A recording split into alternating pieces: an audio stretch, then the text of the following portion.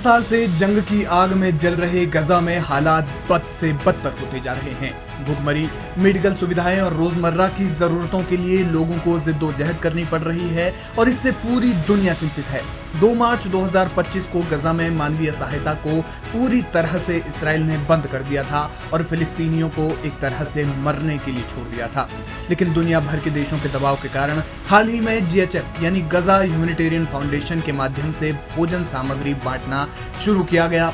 लेकिन इस फाउंडेशन को संयुक्त राष्ट्र और उनसे संबद्ध अन्य संस्थाएं जैसे UNRWA और OCHA के अलावा गजा में मानवीय सहायता कर रही अन्य संस्थाएं नकार चुकी हैं, वे इसे मान्यता नहीं देते।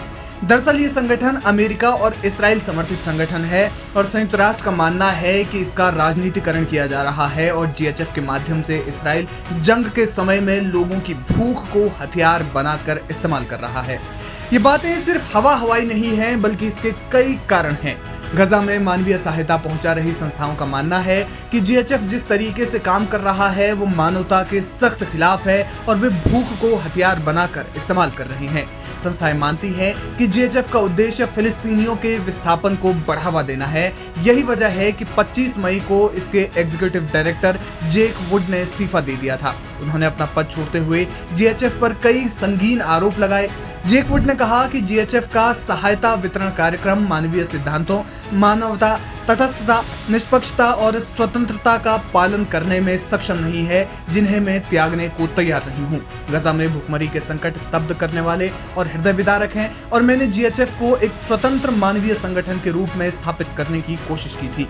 उन्होंने कहा कि इसराइल समर्थित इस योजना को लागू करना निजी ठेकेदारों और इसराइली सैन्य नियंत्रण के तहत दक्षिणी गजा में सीमित वितरण केंद्रों पर केंद्रित थी। जेक वुड ने GHF की फंडिंग पर भी सवाल उठाए थे। जेक वुड GHF की इसराइल समर्थित योजना को मानवता के सिद्धांतों के अनुरूप नहीं मानते थे, इसलिए उन्होंने इस्तीफा दे दिया। हालांकि दूसरी ओर GHF ने इस कड़ी आलोचना को अस्वीकार कर दिया है। अब सवाल ये है कि GHF गजा में काम कैसे कर रहा है। गजा ह्यूमैनिटेरियन फाउंडेशन की ओर से फिलिस्तीनियों को खाने के बॉक्स और अन्य जरूरत का सामान उनके सेंटर्स पर ही मिलता है, जो ज्यादातर दक्षिणी गजा में है। इससे उन लोगों को तकलीफ होती है जो युद्ध के कारण विकलांगता की स्थिति में पहुंच गए हैं। गजा ह्यूमैनिटेरियन फाउंडेशन भूख से प्रभावित फिलिस्तीनियों की सुरक्षा जांच करता है। जांच पूरी होने के बाद उन्हें भोजन या अन्य जरूरत का सामान दिया जाता है। कुछ रिपोर्ट्स में दावा किया गया है कि उनका रजिस्ट्रेशन भी किया जाता है और ये पूरी प्रक्रिया इजरायली अधिकारियों द्वारा मॉनिटर की जाती है।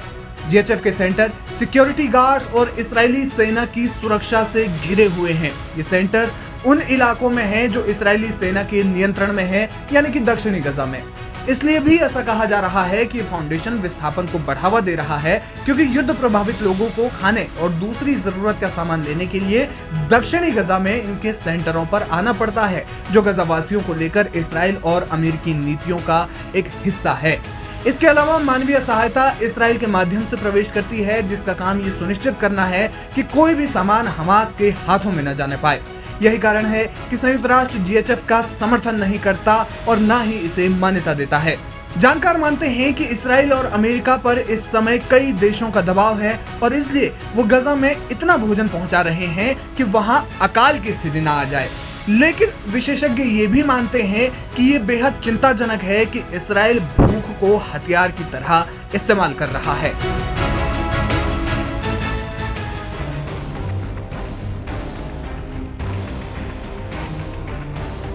गाजा में हालात बेहद खराब हो चुके हैं। इजरायली सैनिकों पर लगातार अत्याचार के आरोप लग रहे हैं। इसी बीच इजरायली फोर्सेस पर नया आरोप लगा है कि IDF आम लोगों को शील्ड के तौर पर इस्तेमाल कर रही है।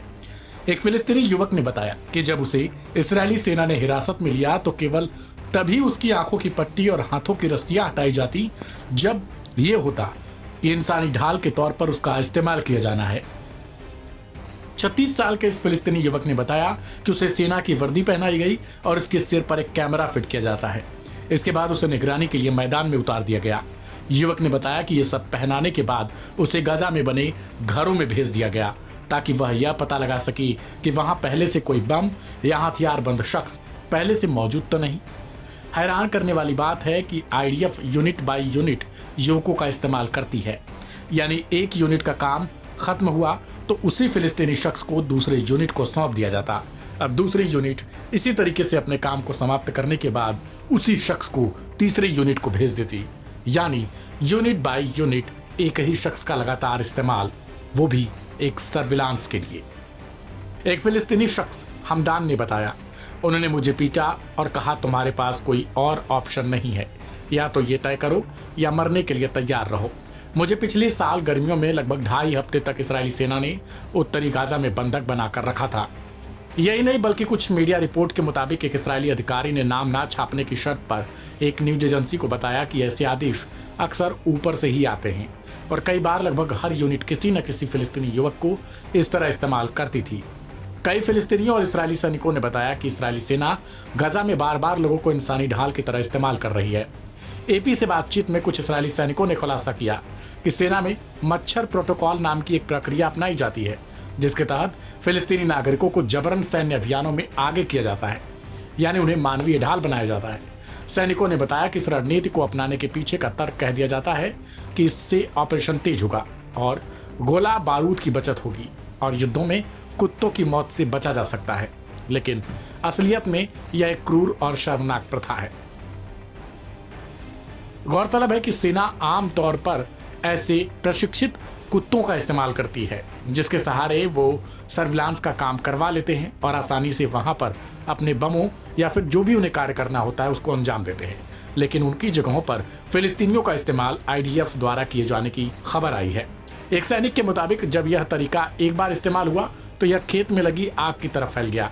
सभी ने देखा कि यह कितना आसान और असरदार है। उसने यह भी बताया कि एक ऑपरेशन मीटिंग में कमांडर ने एक स्लाइड दिखाई जिस पर लिखा था एक मच्छर ले आओ, यानी किसी भी स्थानीय व्यक्ति को पकड़ कर ले आओ। इसमें सुझाव दिया गया कि सड़क से कोई भी उठा लो। इससे भी अधिक चौंकाने वाली बात यह है कि नागरिकों को भिंडी जैसे अपमानजनक शब्दों से बुलाया जाता था। यह दर्शाता है कि सैन्य सोच में किस हद तक अमानवीयता आखिरकार आ चुकी है।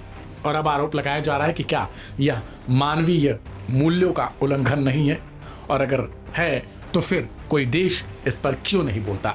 इस रिपोर्ट पर आपकी क्या प्रतिक्रिया है, कमेंट बॉक्स में लिखें।